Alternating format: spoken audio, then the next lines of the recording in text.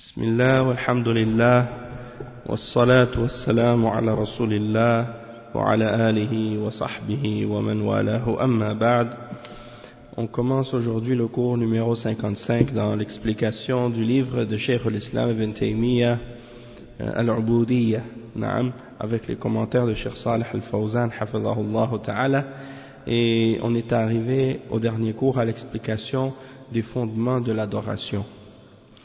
Là où on est arrivé, Cheikh al-Islam Ibn Taymiyyah il disait وهو تحقيق محبة الله بكل درجة إنما دين الحق هو تحقيق العبودية لله بكل وجه وهو تحقيق محبة الله بكل درجة وبقدر تكميل العبودية تكمل محبة العبد لربه وتكمل محبة الرب لعبده وبقدر نقص هذا يكون نقص هذا وكلما كان في القلب حب لغير الله كانت فيه عبودية لغير الله بحسب ذلك وكلما كان فيه عبودية لغير الله كان فيه حب لغير الله بحسب ذلك. Donc, qu'est-ce que ça signifie? Qu'est-ce qu'on a lu maintenant? Le Cheikh Ibn Taymiyyah il dit que la religion de la vérité, c'est uniquement de purifier l'adoration pour Allah seul, de tous les points de vue. Et il dit ça signifie donc de purifier l'amour pour Allah sur tous les degrés. Et il dit la proportion de la soumission, de l'adoration à Allah subhanahu wa ta'ala, elle va être proportionnelle à l'amour du serviteur pour son Seigneur. Donc, c'est-à-dire que plus tu aimes Allah subhanahu wa ta'ala, plus ta soumission et ton adoration pour Allah va être complète. Et il dit, plus l'amour le serviteur, plus il aime Allah subhanahu wa ta'ala, c'est ça. Donc plus le serviteur il aime Allah subhanahu wa ta'ala, et plus il va être soumis à lui, et en même temps plus le Seigneur va aimer son serviteur. D'accord?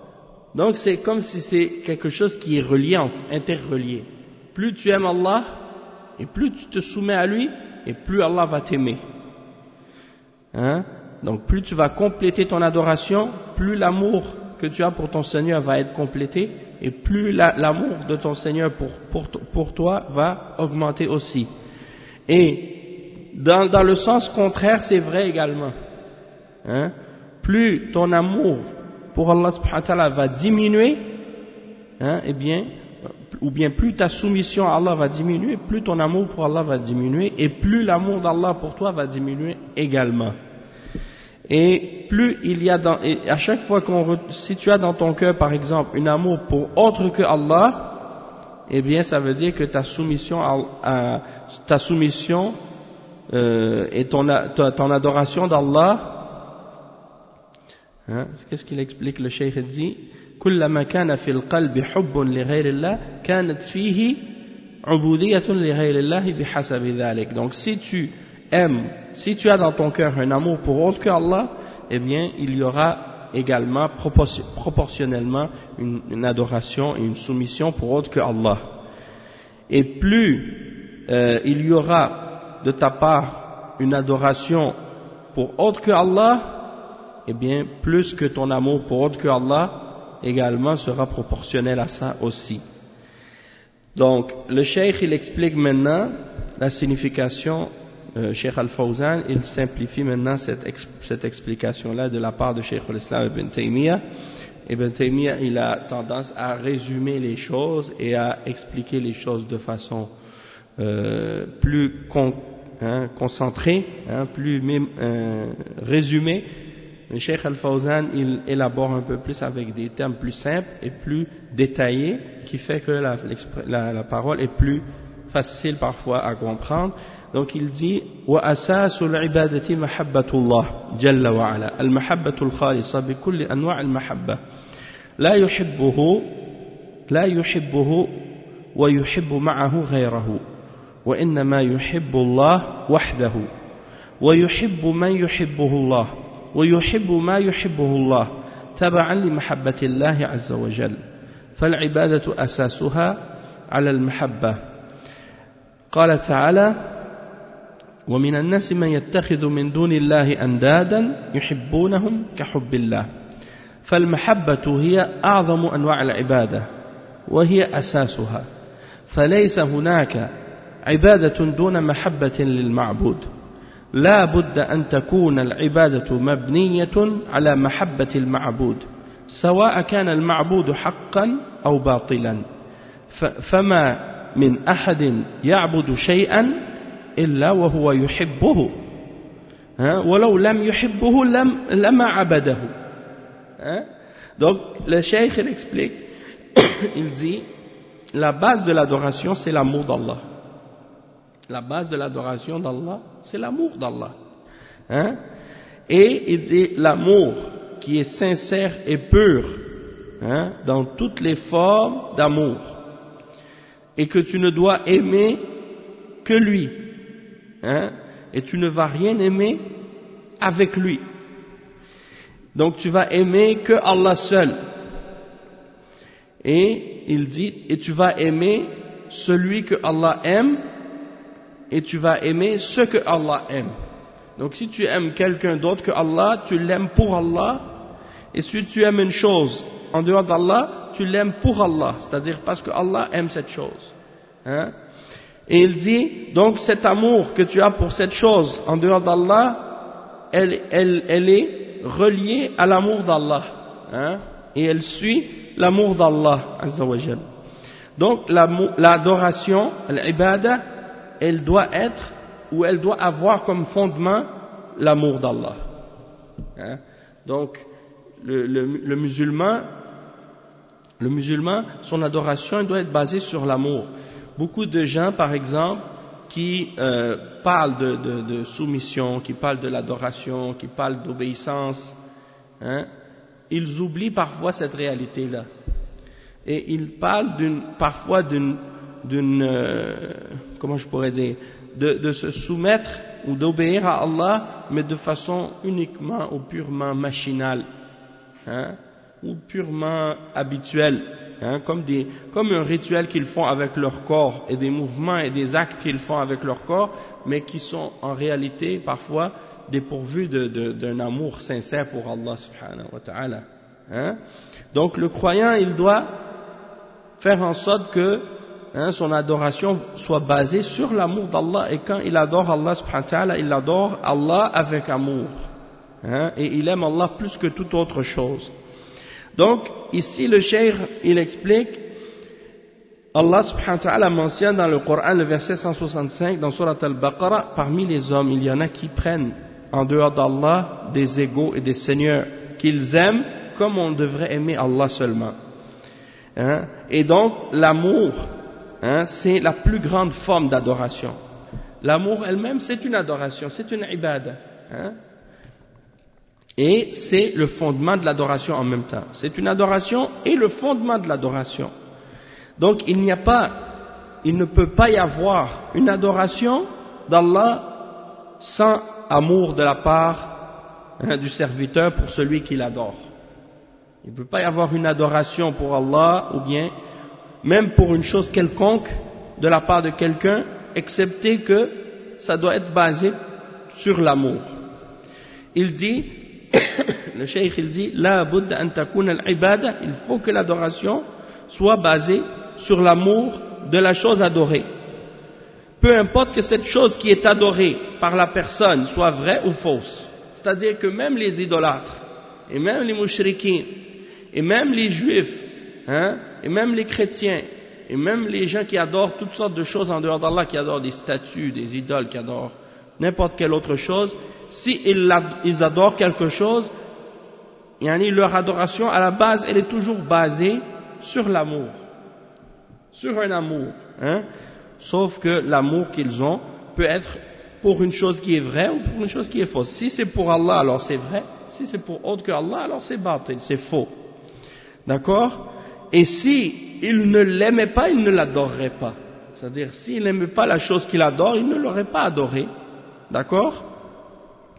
Après, le cheikh, il explique le point suivant, qui explique que la proportion de la soumission correspond à l'amour que le serviteur a pour son Seigneur, et plus son amour est parfait, plus sa soumission pour son Seigneur sera parfaite, et plus son Seigneur va l'aimer lui aussi.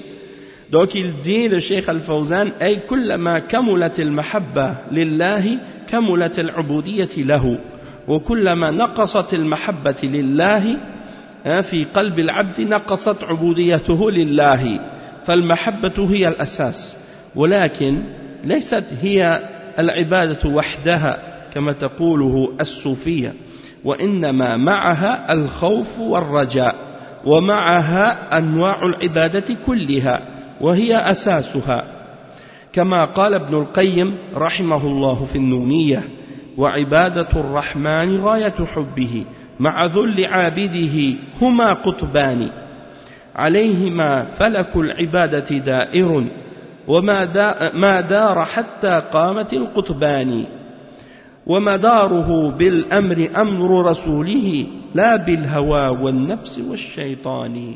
Ça c'est le poème de l'imam Ibn al-Qayyim dans An-Nouniyya. Il y a un rythme dedans, puis il y a des rimes dedans. Vous n'avez pas remarqué? Peut-être je le récite mal. Oui, c'est ça. Ça finit tout par nous, le verset.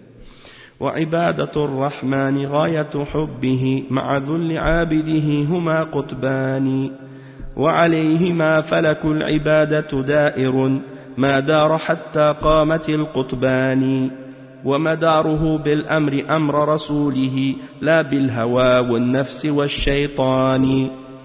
Donc ça c'est si on le récite avec un air là, et il y a même il y a un, je sais pas, il est connu cette personne, il récite des vers de poésie comme ça, et ils l'ont récité la Nouniyya au complet, 6000 vers sur des enregistrements, et on peut la trouver sur YouTube. Si on écrit An-Nouniyya Ibn al-Qayyim al-Jawziyya, tu la trouves l'enregistrement sur internet, tu peux l'écouter. Donc c'est très long, mais en même temps c'est très beau et c'est très bénéfique. Donc ça c'est l'explication de la définition et de la réalité de l'adoration dans l'islam, expliqué par Ibn al-Qayyim dans An-Nouniyya. Et après le cheikh il dit فَالْعِبَادَةُ تَدُورُ عَلَى كَمَالِ الْحُبِّ مَعَ كَمَالِ الذُّلِّ لِلْمَحْبُوبِ. Donc pour traduire ça maintenant, le cheikh Al-Fawzan rahimahullah, il dit plus mais vous savez qu'on peut dire rahimahullah même s'il est vivant, hein? On a pris l'habitude de dire rahimahullah pour ceux qui sont morts et hafidhahumullah pour ceux qui sont vivants, mais on peut aussi dire rahimahullah pour ceux qui sont vivants, parce que même quand on est vivant on a besoin de la rahma d'Allah. Naam, yarhamukallah. Rahimahullah, c'est comme si quand tu dis au passé, c'est comme si ça veut dire que la personne elle est plus là. Mais même au présent, on peut dire rahimahullah, comme on dit hafidhahullah. Ben on espère que Allah lui fasse rahma, hein, dans le passé et dans le présent et dans le futur, Inch'Allah. Donc ça peut arriver qu'on se trompe comme ça, mais c'est pas grave. Alhamdulillah, la rahma d'Allah, on en a tous besoin. Donc le cheikh il dit plus le serviteur, son amour d'Allah va être complète, plus son adoration et sa soumission va être complète pour Allah. Et il dit, si son amour d'Allah diminue dans le cœur du serviteur, eh bien sa soumission, elle également va diminuer pour Allah subhanahu wa ta'ala. Donc l'amour c'est la base, l'amour c'est le fondement. Et il dit, toutefois, ce n'est pas seulement al-ibadatu wahdaha. En fait, qu'est-ce que le cheikh il veut dire?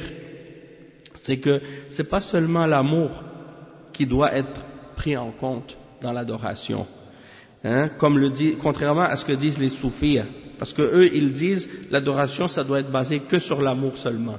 Mais le cheikh il dit non, c'est pas, ça c'est une erreur. Il dit il faut qu'avec l'amour d'Allah il y ait la crainte et l'espoir. La crainte qui éloigne le serviteur des péchés et de la désobéissance, et l'espoir qui fait en sorte que le serviteur ne désespère pas à la miséricorde d'Allah si jamais il tombe dans un péché ou il fait une faute. Donc il garde toujours l'espoir en Allah et en sa miséricorde et en son pardon. Donc il va adorer Allah avec l'amour, et la base de son adoration ça va être l'amour, mais en même temps il va rester entre la crainte et l'espoir pour garder l'équilibre. D'accord?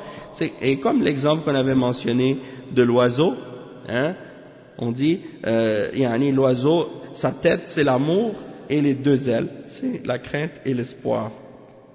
Et s'il n'a pas de tête il ne va pas avancer, et s'il a un seul aile il ne peut pas voler. Il faut qu'il ait les deux pour pouvoir rester en équilibre. Donc c'est un genre d'analogie, ou comme on dit, tashbih, c'est comme le terme c'est une métaphore pour comparer la réalité des choses qui doivent être présentes chez le serviteur par rapport à l'adoration d'Allah subhanahu wa ta'ala. Ça c'est les bases. Donc l'amour, comme le cheikh il dit, c'est la base. Donc avec toutes les formes d'adoration, il faut qu'il y ait l'amour, et il faut qu'il y ait avec l'amour la crainte et l'espoir. Et ça c'est la base par rapport à l'adoration. Et Ibn al-Qayyim dans sa Nouniyya, qu'est-ce qu'il dit? C'est ça. Il dit wa ibadatur rahman ghayatu hubbihi.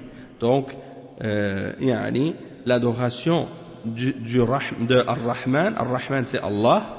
Donc l'adoration d'Allah c'est la limite de l'amour, ou bien le plus grand amour, avec la soumission totale de la part du serviteur pour celui qui l'adore. Ça c'est les deux piliers ou les deux pôles de l'adoration.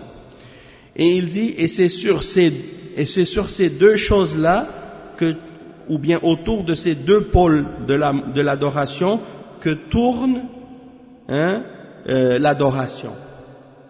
Autour de ces deux pôles que tourne l'adoration. L'amour et l'humilité et la soumission du serviteur pour son créateur. Donc c'est comme s'il comparait l'amour et la crainte, ou l'amour et la soumission, comme étant un pôle autour duquel tourne l'adoration. Et il dit, tout ça c'est relié également à l'ordre du messager. Donc l'adoration que tu fais doit être en accord avec l'ordre et la sunna du messager sallallahu alayhi wa sallam, et non pas selon la passion, selon les désirs de l'âme ou selon le shaitan. Parce que si tu adores Allah selon ta passion ou selon ton nafs ou selon le shaitan, ton adoration ne va pas être acceptée. Ton adoration doit être en accord avec la sunna. Donc l'ibada, il faut qu'elle soit établie sur ces principes-là. Ensuite, le cheikh il dit وَبِقَدْرِ نَقْصِ هَذَا يَكُونُ نَقْصُ هَذَا. Donc, si ton adoration, l'amour pour Allah elle diminue, donc ton adoration va diminuer, et ainsi de suite. Et il dit وَبِقَدْرِ مَا تَنْقُصُ الْمَحَبَّ لِلَّهِ تَنْقُصُ الْعُبُودِيَّةِ لِلَّهِ. Donc c'est ça. Donc si ton amour pour Allah diminue, ta soumission pour Allah et ton adoration pour Allah va diminuer aussi, par conséquent. Et ensuite il explique le reste de qu'est-ce qu'il a expliqué, que si il y a de l'amour dans ton cœur pour autre que Allah, eh bien ta soumission pour autre que Allah, elle va être plus grande. Et si ton amour pour autre qu'Allah, s'il y a une soumission pour autre que Allah, eh bien ça veut dire qu'il y a un amour dans ton cœur pour autre que Allah également. Et Cheikh Al-Fawzan il explique ça en disant أي كلما كان في القلب محبة لغير الله كانت فيه عبودية لغير الله فالمشركون يحبون الله ويعملون بعض أعمال العبادة فهم يحجون ويعتمرون ويتصدقون ولكنهم يحبون مع الله غيره من الأصنام والأحجار والأشجار. قال تعالى ومن الناس من يتخذ من دون الله أندادا يحبونهم كحب الله فساووهم بالله في المحبة فعبدوهم مع الله سبحانه وتعالى. Donc le cheikh il dit, si dans le cœur du serviteur il y a de l'amour pour autre que Allah, eh bien ça veut dire qu'il y aura une soumission, une adoration pour autre que Allah. Comme les mushrikoun, les idolâtres, à l'époque du prophète sallallahu alayhi wa sallam et encore après eux également, ils agissent, ils font des actes d'adoration. Ils font le hajj. À l'époque du prophète sallallahu alayhi wa sallam, les mushrikoun, ils faisaient le hajj. Même s'ils faisaient le hajj parfois nus, autour de la Kaaba, ils adoraient les idoles, toutes sortes de choses. Allah al-Musta'an. Et ils faisaient la umrah aussi, ils faisaient des sadaqas, ils donnaient en sadaqa. Donc, ils faisaient des actes d'adoration. Sauf que ils aimaient avec Allah d'autres que lui, parmi les idoles, les roches, les pierres, les statues, les arbres. Et il mentionne le verset 165 qu'on a lu tout à l'heure, dans Surat al-Baqarah, dans lequel Allah subhanahu wa ta'ala dit ce qui signifie, et parmi les hommes, il y en a qui prennent en dehors d'Allah des égaux, des seigneurs, qu'ils aiment comme on devrait aimer Allah seul. Donc ils ont mis à égalité avec Allah d'autres que Allah. Et quand on dit qu'ils ont mis à égalité avec Allah d'autres que Allah, dans quoi ils les ont mis à égalité? C'est dans l'amour. C'est dans l'amour. Ils ont donné, c'est comme Allah subhanahu wa ta'ala, il dit dans un verset, je pense c'est dans Surat Al-An'am, le premier verset dans Surat Al-An'am. Allah subhanahu wa ta'ala, il dit Alhamdulillahi alladhi khalaqa as-samawati wal ard wa ja'ala adh-dhulumati wan nur thumma alladhina kafaru bi rabbihim ya'dilun. Thumma alladhina kafaru bi rabbihim ya'dilun. Louange à Allah, louange à celui qui a créé les cieux et la terre et qui a fait la lumière. Ja'ala adh-dhulumat wan nur, il a fait les ténèbres et la lumière. Puis ceux qui ont renié la foi, bi rabbihim ya'dilun, ils ont fait des égaux avec Allah. Et les ulama ont dit, ils ont fait des égaux avec Allah dans l'amour qu'ils ont pour les créatures qu'ils aiment en dehors d'Allah subhanahu wa ta'ala. Donc ils ont fait le shirk avec Allah subhanahu wa ta'ala dans l'amour, en aimant d'autres que Allah, avec Allah subhanahu wa ta'ala. Et le cheikh il explique ensuite, il dit Cheikh Ibn Taymiyyah, il dit وَكُلُّ مَحَبَّةٍ لَا تَكُونُ لِلَّهِ فَهِيَ بَاطِلَةٌ وَكُلُّ عَمَلٍ لَا يُرَادُ بِهِ وَجْهُ اللَّهِ فَهُوَ بَاطِلٌ فَالدُّنْيَا مَلْعُونَةٌ وَمَلْعُونٌ مَا فِيهَا إِلَّا مَا كَانَ لِلَّهِ. On va expliquer ce point-là. Et comme le verset, parmi les hommes, il y en a qui prennent en dehors d'Allah des seigneurs, ils les aiment comme on aime Allah, ils prennent des égaux avec Allah, ils les aiment comme on devrait aimer Allah seul. Les ulama ont expliqué que le seul qui mérite d'être aimé pour lui-même, c'est Allah. Il dit toute chose qui est aimée en dehors d'Allah pour elle-même, il y a dans cet amour-là du shirk. Parce que toute chose que tu aimes en dehors d'Allah, tu ne peux l'aimer pour elle-même. Tu dois uniquement l'aimer pour ce qui amène l'agrément d'Allah et parce que Allah l'aime. Sinon, il y a du shirk dans cet amour. Et ici, le Cheikh Ibn Taymiyyah, il dit, donc tout amour qui n'est pas pour Allah, alors c'est un amour qui est fausse, qui est vaine, qui est nul. Et il dit toute action pour laquelle on n'a pas voulu le visage d'Allah et qu'on n'a pas fait pour plaire à Allah seulement, alors cette action-là, elle est fausse, elle est nulle, elle est vaine. Et il dit, et cette vie d'ici-bas, elle est maudite. Et maudit est tout ce qui est à l'intérieur, tout ce qui est dedans, tout ce qui est dans la dunya est maudit, et tout ce qui est dans la dunya est maudit, excepté ce qui est pour Allah. Si c'est pour Allah, alors c'est accepté. Il dit وَلَا يَكُونُ لِلَّهِ إِلَّا مَا أَحَبَّهُ اللَّهُ وَرَسُولُهُ وَهُوَ الْمَشْرُوعُ. Donc il dit, et ça ne sera pas pour Allah, excepté si c'est ce que Allah aime et son messager. Et c'est-à-dire ce qui a été légiféré par Allah. وَكُلُّ عَمَلٍ أُرِيدَ بِهِ غَيْرُ اللَّهِ لَمْ يَكُنْ لِلَّهِ. Et toute action qui a été faite et qu'on n'a pas fait dans le but de satisfaire Allah, ou bien qu'on a fait pour autre que Allah, alors elle n'est pas pour Allah. Allah n'en veut pas de cette action. وَكُلُّ عَمَلٍ لَا يُوَافِقُ شَرْعَ اللَّهِ لَمْ يَكُنْ لِلَّهِ. Si ton action, elle n'est pas faite de la façon que Allah l'a ordonné et l'a légiféré, et qu'elle n'est pas en accord avec ce que Allah a légiféré, alors elle n'est pas faite pour Allah. C'est pour ça que des fois tu peux dire à quelqu'un, qu'est-ce que tu fais, c'est pas pour Allah.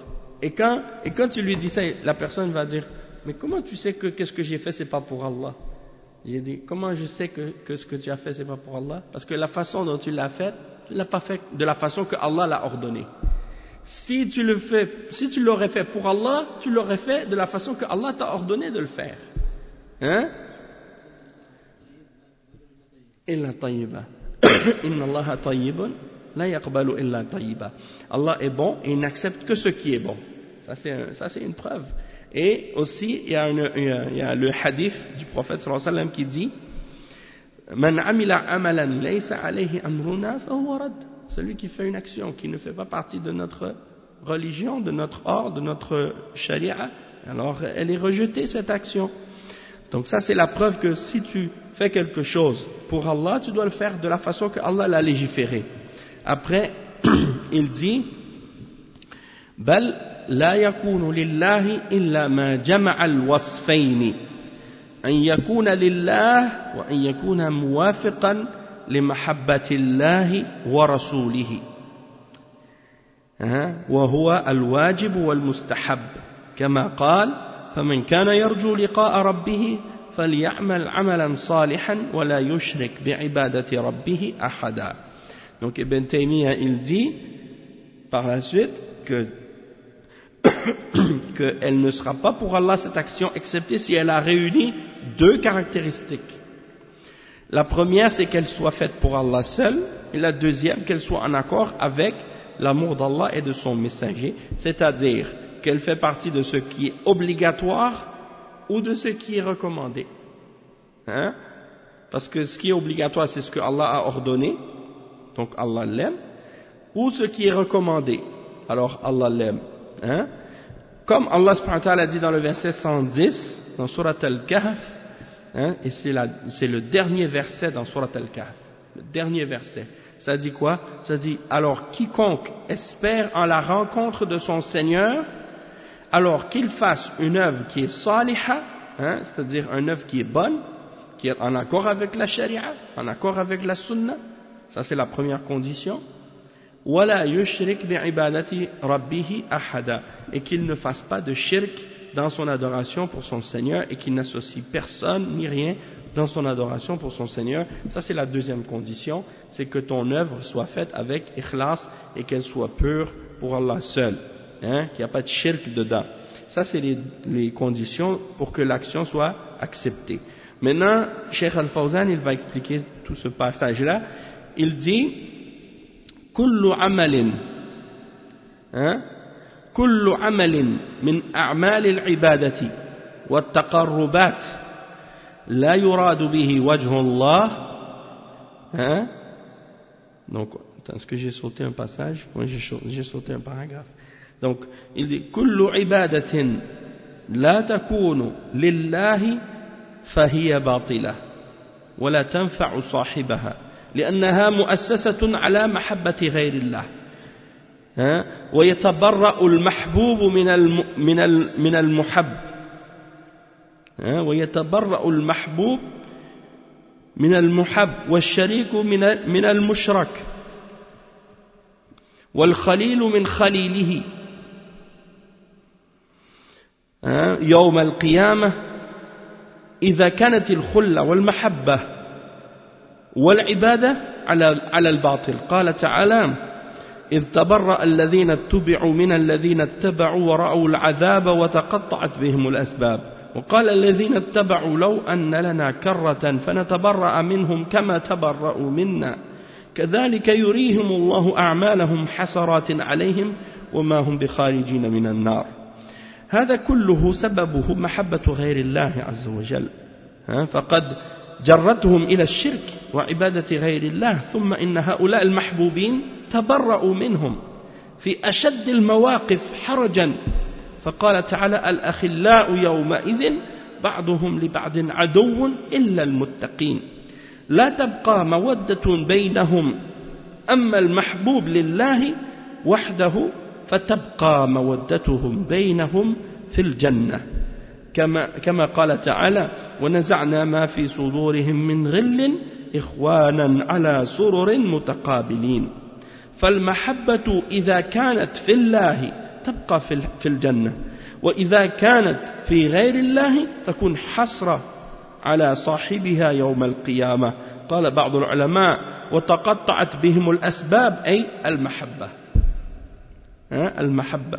Donc le cheikh il dit: toute adoration qui n'est pas pour Allah, elle est fausse, elle est vaine, elle est nulle, et elle ne va pas profiter son compagnon parce qu'elle n'est pas fondée sur l'amour d'Allah, elle est fondée sur l'amour d'autre que Allah. Et donc, au jour de la résurrection, celui qui est aimé sera, il va se désavouer de celui qui l'a aimé. Et le compagnon ou le partenaire va se désavouer de celui qui s'était associé à lui.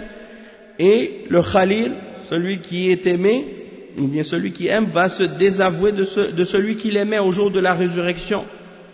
Parce que cet amour, cette khulla, cette mahabba, cette adoration, elle est basée sur le faux. Elle n'est pas basée sur l'amour d'Allah seul. Et il cite les versets dans Surat Al-Baqarah 166 à 169. Dans le Coran 166 à 169, lorsque Allah subhanahu wa ta'ala dit: quand les meneurs ça veut dire qui? C'est-à-dire ceux qui guidaient les autres. إذ تبرأ الذين اتبعوا من الذين اتبعوا. Les meneurs, c'est ceux qui étaient à l'avant, que les gens suivaient. Donc quand les meneurs vont se désavouer des suiveurs, quand les meneurs désavoueront les suiveurs, c'est-à-dire les suiveurs, ceux qui les suivaient. Donc les gens les suivaient, au jour de la résurrection, ceux qui les suivaient, ils vont être désavoués par ceux qu'ils ont suivis. Il dit: quand les meneurs désavoueront les suiveurs à la vue du châtiment, et les liens entre eux seront brisés. Et les suiveurs, c'est-à-dire ceux qui suivaient ces gens-là, diront: ah, si un retour nous était possible, c'est-à-dire si on était capable de revenir en arrière dans la vie d'ici-bas pour nous désavouer à notre tour de ceux qu'on a suivis et qui se sont désavoués de nous maintenant. Donc il dit: ah, si un retour nous était possible, alors nous les désavouerions comme ils nous ont désavoués, comme ils se sont désavoués de nous. C'est-à-dire qu'au jour de la résurrection, il y a des gens qui vont dire à Allah: nous on a suivi cet homme-là ou cette personne-là. Et eux, cette personne que ces gens ont suivi vont dire: moi j'ai rien à faire avec eux, je les connais même pas, je veux rien savoir d'eux. Alors ceux-là, ils vont dire: ah, si je pouvais retourner dans la vie pour dire je me désavoue de lui, j'ai rien à faire avec cette personne. Donc il dit: ainsi Allah leur montrera leur action source de remords pour eux, mais ils ne pourront pas sortir du feu de l'enfer. Et le cheikh, il explique il dit que ça, tout ça, la raison de cette attitude et de ce problème, c'est pourquoi? C'est parce que l'amour qu'ils avaient n'était pas pour Allah. L'amour qu'ils avaient pour ces personnes était pour autre que Allah, pour autre que la vérité. Hein? Et ils s'aimaient dans ce qui contredit ce que Allah a légiféré. Alors, cela les a amenés à tomber dans le shirk, dans le fait de donner à Allah des partenaires et de faire le shirk avec Allah, et d'adorer autre que Allah. Et dit, et par la suite, ces gens-là qui ont été aimés par ceux-là vont se désavouer d'eux. Mais ils vont se désavouer d'eux dans le moment et dans le lieu le plus gênant qui soit. Parce qu'ils vont se désavouer d'eux au moment où ils auraient le plus besoin de lui. Hein? Subhanallah. Et Allah subhanahu wa ta'ala dit dans l'autre verset, Al-akhilla yawma idhin ba'duhum li ba'din aduwwun illa al-muttaqin. Qu'est-ce que ça veut dire ce verset? Al-akhilla, c'est le pluriel de Al-Khalil. Al-Khalil, c'est l'ami intime, celui que tu aimes le plus. Donc, hein, ceux qui étaient les meilleurs amis au monde dans cette vie d'ici-bas, au jour de la résurrection, ils vont être ennemis les uns des autres, ils vont se détester au jour de la résurrection. Pourquoi? Parce qu'ils ne s'aimaient pas pour Allah, ils s'aimaient pour le faux. Donc, ils seront des ennemis, excepté al-muttaqin, excepté les pieux. Les pieux, eux, au jour de la résurrection, ils vont rester amis. Et ils vont s'aimer encore plus au jour de la résurrection. Pourquoi? Parce que l'amour qu'ils avaient les uns pour les autres, c'était pour Allah seulement. C'était un amour qui était basé sur l'amour d'Allah, sur l'agrément d'Allah, sur la vérité, hein, sur le Coran et sur la Sunna. Ils s'aimaient dans la Sunna. Les autres, ils s'aimaient pour la dunya, ils s'aimaient pour le shirk, ils s'aimaient pour le kufr, ils s'aimaient pour la bid'a, ils aimaient pour toutes sortes de choses fausses, pour autre que Allah, subhanahu wa ta'ala. Donc au jour de la résurrection, ils vont se détester. Pourquoi? Parce qu'ils vont dire, c'est de ta faute si on va en enfer. Tu m'as influencé dans le mal, tu m'as amené dans le shirk, tu m'as amené dans le kufr, tu m'as amené dans le péché, tu m'as amené dans l'égarement, tu m'as amené dans la bid'a. Hein, ils vont se blâmer les uns les autres. Nasallallahu al-afiyah. Oui.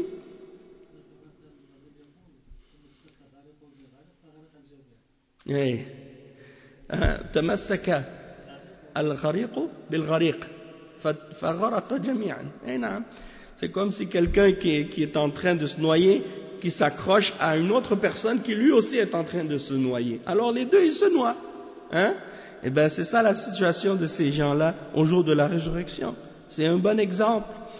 Donc, ça c'est pour faire comprendre en fait qu'au jour de la résurrection, ceux qui vont s'aimer réellement, c'est seulement ceux qui se sont aimés pour Allah. Les autres qui se sont aimés pour autre qu'Allah, ils vont pas être, ils vont plus s'aimer ce jour-là. Au contraire, ils vont s'insulter et s'injurer et se lancer les uns les autres le blâme.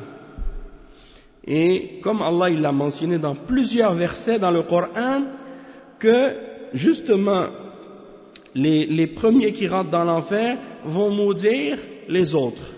Et ils vont se maudire les uns les autres aussi. Subhanallah. Donc, l'amour qu'ils avaient entre eux, elle ne va pas durer. L'amour qu'ils avaient entre eux, elle ne va pas durer. Tandis que l'amour qui était pour Allah seul, elle va rester entre eux et entre ceux qui s'aimaient. C'est des gens, même l'amour entre un homme et sa femme. Subhanallah. S'ils s'aimaient pour Allah et pour la vérité, et qu'ils s'aimaient dans l'obéissance d'Allah, eh bien leur amour va durer, et elle va rester même dans l'au-delà, même dans le paradis, ils vont s'aimer. Sauf que s'ils s'aimaient pas pour autre que Allah, ils s'aimaient pour les désirs, ou pour la passion, ou bien pour la dunya, ou pour l'argent, ou pour la beauté, ou pour l'apparence, ou bien pour d'autres choses, cet amour-là, elle va mourir au jour de la résurrection. Ils vont se détester.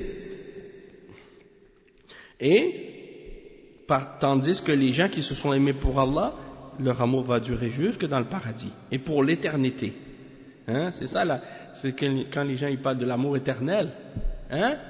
Mais l'amour éternel c'est seulement pour les croyants, c'est seulement pour ceux qui se sont aimés pour Allah. Les autres, leur amour, elle va finir, elle va mourir. Si elle ne meurt pas dans cette vie, elle va mourir dans l'au-delà, au jour de la résurrection, parce que leur destination c'est l'enfer, et lorsqu'ils vont voir le châtiment, l'amour entre eux va être coupé complètement, hein, déchiré. Il n'y aura plus rien qui va rester. Tandis que les croyants, Allah subhanahu wa ta'ala, il dit dans le verset 47, dans Surat Al-Hijr, وَنَزَعْنَا مَا فِي صُدُورِهِمْ مِنْ غِلٍّ إِخْوَانًا عَلَى سُرُرٍ مُتَقَابِلِينَ. Allah subhanahu wa ta'ala, il dit, nous allons retirer de leur cœur toute rancune qu'il pouvait y avoir, toute animosité qu'il pouvait y avoir entre eux dans la dunya. Hein? Parce que ça peut arriver que, entre les frères, entre les croyants, il peut y avoir parfois certaines rancunes, certaines animosités, hein, entre eux parfois, pour des choses de la dunya. Sauf que la base c'est qu'ils sont des mu'minines et ils s'aiment pour Allah. Hein? Donc, il dit dans le verset 47, et nous arracherons toute rancune qu'ils avaient dans leur poitrine, hein, dans leur sudur, leur poitrine, c'est-à-dire qu'est-ce qu'il y a à l'intérieur, les cœurs. Et ils se sentiront frères, hein, ikhwanan mutaqabilin. Ikhwanan, c'est-à-dire des frères, mutaqabilin. Mutaqabilin, c'est-à-dire les uns qui font face aux autres. C'est-à-dire ils vont être assis face à face, hein, dans le paradis. Ils vont être assis face à face dans le paradis et, wa alaykum assalam wa rahmatullah, et ils auront aucune rancune dans leur cœur, ils vont tous s'aimer au jour de la résurrection. Et une des raisons pour ça, c'est parce que avant de rentrer dans le paradis, il y aura qu'est-ce que les ulama ont mentionné comme étant al-qantara, un pont. Et à cet endroit-là, Allah subhanahu wa ta'ala va juger entre tous les croyants. Toute dispute, toute injustice, toute chose qui n'avait pas été réglée entre les croyants, ce jour-là, à cet endroit-là, tout sera réglé. Et tous les comptes seront, hein, rendus. Toute injustice sera tranchée.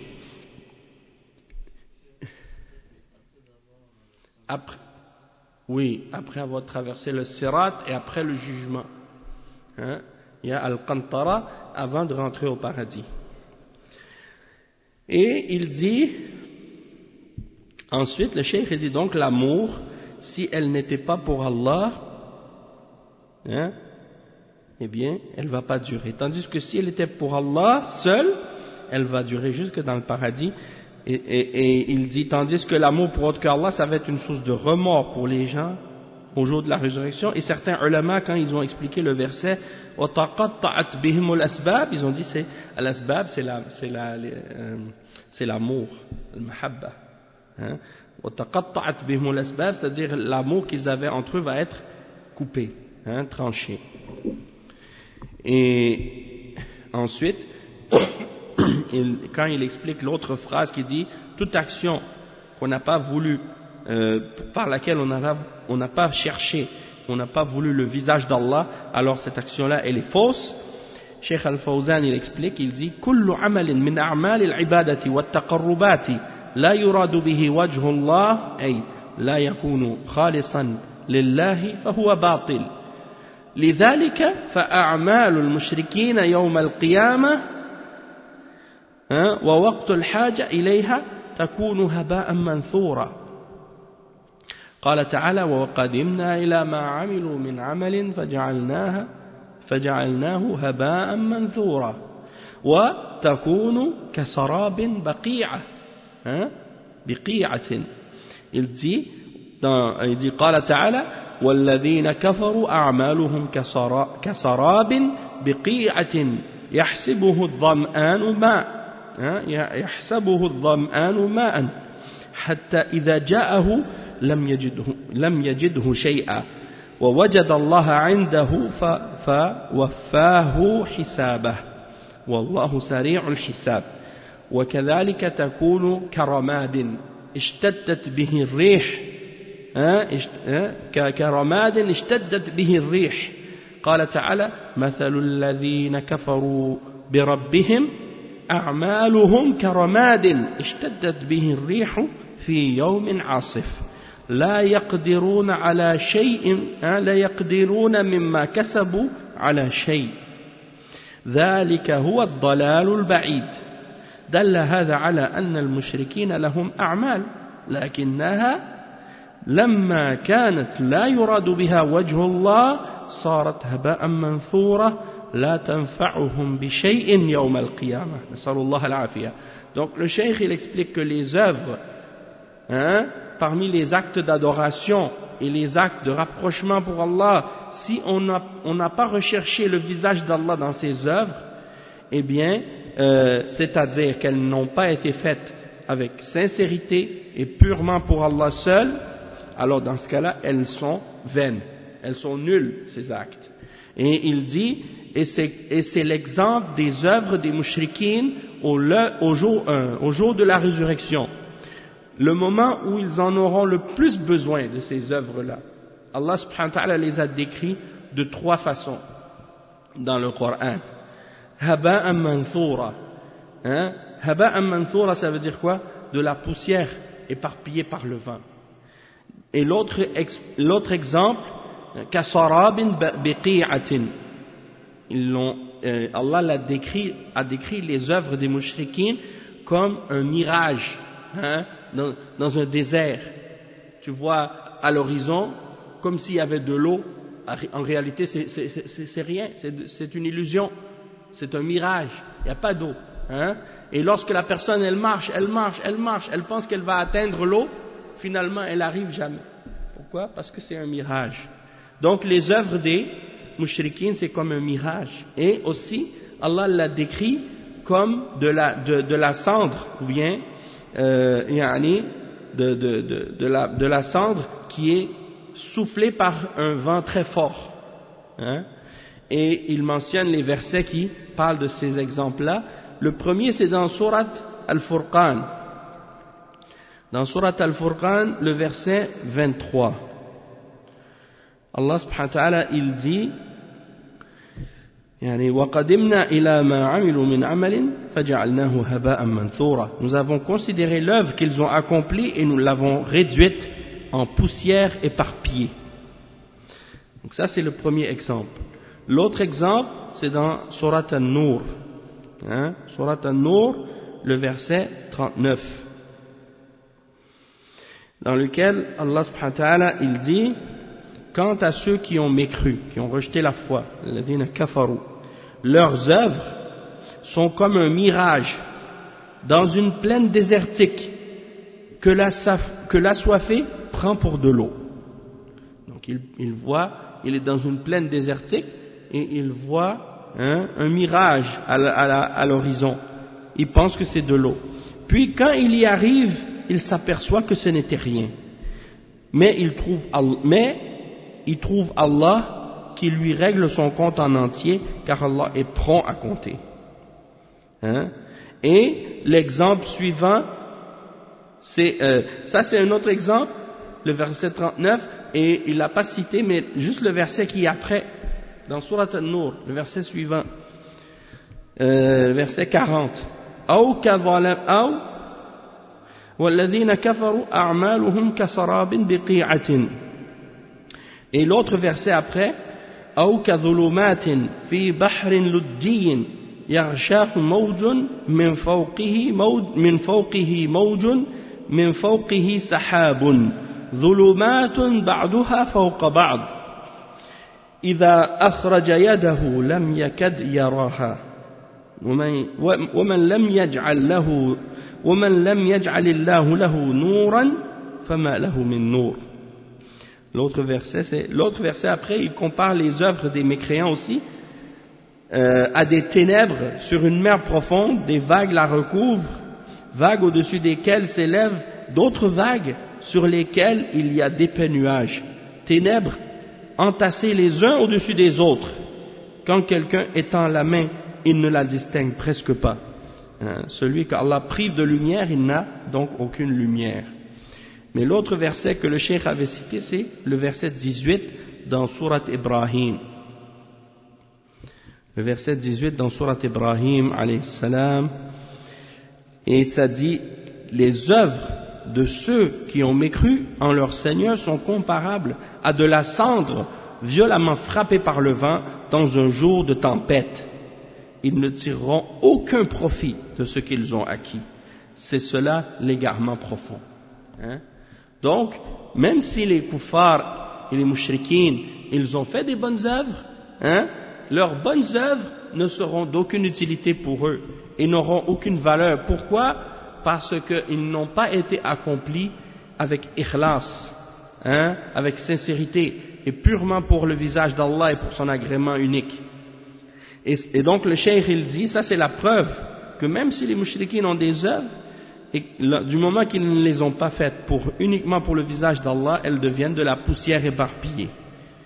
Et ils n'en profiteront pas du tout au jour de la résurrection. Nasallallahu al-afiyah. Après le cheikh il dit, فَالدُّنْيَا مَلْعُونَةٌ وَمَلْعُونٌ مَا فِيهَا. Il y a un hadith dans ce sens-là.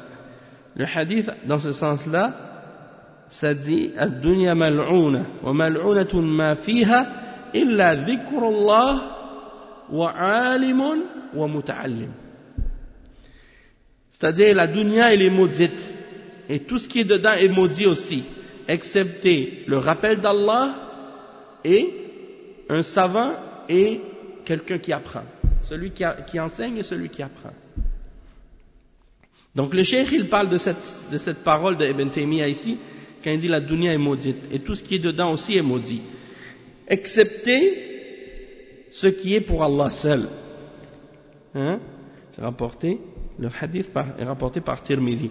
Il dit, ما معنى ملعونة أي مذمومة فهي مذمومة إذا كانت لا تستعمل في طاعة الله أما إذا كان يستعان بها على طاعة الله فهي محمودة والدنيا مزرعة الآخرة. الدنيا مزرعة للآخرة فمن اتخذها وسيلة لعبادة الله واستعان بها على طاعة الله فإنه تكون الدنيا بالنسبة له محمودة. ومن عكس الأمر ومن عكس الأمر واتخذ الدنيا لذاتها ولم يستعن بها على عبادة الله ولم ينتفع بها في طاعة الله فإنها تكون حسرة عليه يوم القيامة ويخرج منها وليس معه منها شيء وقد جاء إلى الدنيا عاريا وخرج منها عاريا وليس معه منها شيء ولو كان ترك أرصدة وعمارات وممتلكات الدنيا فإنه يخرج منها ليس معه إلا الكفن الذي لا يساوي 5 دراهم ولكن لو أنه لما أغناه الله قدم لنفسه من هذه الدنيا صدقات وقدمها في الخيرات في طاعة الله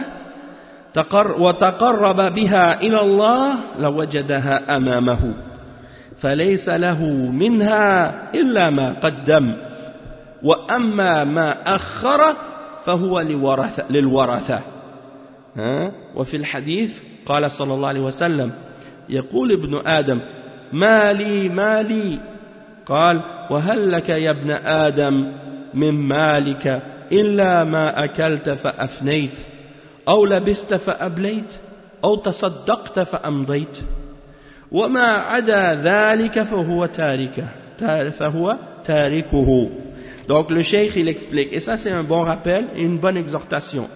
Il dit quand le prophète sallallahu alayhi wa sallam il dit dans le hadith que la dunya elle est mal'ouna, qu'elle est maudite, il dit en fait que ça veut dire qu'elle est blâmable. Donc la dunya elle est blâmable en soi. Et ça c'est dans quel cas? C'est dans le cas qu'on ne l'utilise pas dans l'obéissance d'Allah. Donc si tu utilises la dunya dans l'obéissance d'Allah, elle devient mahmouda, elle devient louable. Donc la dunya, le cheikh il dit, c'est comparable à un champ. Hein? C'est comparable à un champ. Donc, ta dunya, c'est comme ton champ de labour pour ton au-delà. C'est comme si, dans cette dunya, tu travailles à semer, hein, en faisant les bonnes œuvres. C'est comme si tu étais en train de semer dans ton champ, et la récolte de ce que tu as semé dans ton champ, dans cette vie d'ici-bas, tu vas le récolter dans l'au-delà, au jour de la résurrection. C'est pour ça que les ulama, ils disent que la dunya, c'est un champ de labour pour l'au-delà. Donc, la dunya, elle n'est pas blâmable de façon absolue, mais elle est blâmable, ou on la blâme du moment que on ne l'utilise pas pour nous aider à notre au-delà. Si on l'utilise uniquement pour elle-même, et pour autre que l'adoration d'Allah, et pour autre que l'obéissance d'Allah, là, elle devient blâmée dans ce cas-là. Et donc, il dit, celui qui a pris la dunya comme un moyen pour s'aider à adorer Allah, et pour s'aider dans l'obéissance d'Allah, alors pour lui, la dunya sera louable, quelque chose de bien. Mais le contraire de ça, pour celui qui a pris la dunya pour elle-même, hein, comme étant son objectif et son but et son absolu, et qui ne s'est pas aidé de la dunya pour l'adoration d'Allah, alors elle ne sera pas profitable pour lui, hein, il n'en a pas profité pour l'obéissance d'Allah, alors elle sera pour lui une source de remords au jour de la résurrection, et il va en sortir, hein, comme il y est rentré. Il va en sortir de cette dunya comme il y est rentré, et il ne va rien apporter avec lui de cette dunya. De la même manière qu'il est rentré dans ce monde et il était complètement nu, il va sortir de ce monde complètement nu également. Hein? Il ne va rien apporter avec lui. Et donc, même s'il avait laissé, hein, un gros compte de banque, et même s'il a laissé des immeubles, hein, et même s'il a laissé des grandes propriétés dans cette dunya, même s'il possédait des grandes richesses, il va sortir de cette dunya et il ne va rien apporter, même pas son linceul avec lequel on va, hein, l'envelopper, qui ne vaut même pas 5 dirhams. Hein? Toutefois, si avec ce que Allah lui a donné comme richesse, il prépare pour son au-delà, et qu'il donne dans cette dunya toutes sortes de charités et de sadaqat, et qu'il les dépense dans le bien et dans l'obéissance d'Allah, et qu'il utilise cela pour se rapprocher d'Allah, eh bien il va le retrouver devant lui, hein, dans l'au-delà. Hein? Il n'aura que ce qu'il a préparé pour son au-delà. Le reste, ce qu'il a laissé derrière, ce sera pour ses héritiers. Ce seront ses héritiers qui vont en profiter. Comme dans le hadith, hein, le hadith Qudsi qui est rapporté, hein, le cheikh il a mentionné ce hadith qui est rapporté par l'imam Muslim, hein, et qui dit que le messager d'Allah sallallahu alayhi wa sallam a dit, le fils d'Adam dit, mes biens, hein, mon argent.